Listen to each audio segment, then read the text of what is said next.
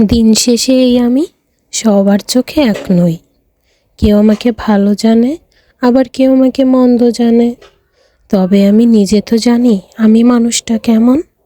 পৃথিবীতে খুব কম মানুষ আছে যে পারফেক্ট নেই বললেই চলে।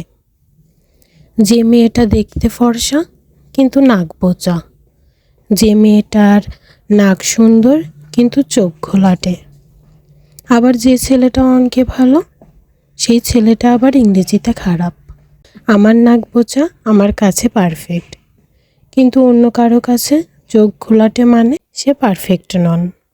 আমি অঙ্কে খারাপ মানে আমি পারফেক্ট, কিন্তু সে ইংরেজিতে খারাপ মানে সে পারফেক্ট নন।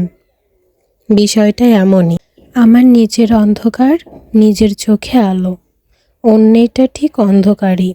দুনিয়াতে মানুষের ভাবনায় পারফেক্ট বলে কিছুই নেই। চাঁদেও কলঙ্ক খোঁজে মানুষ অমাবস্যার মধ্যরাতে।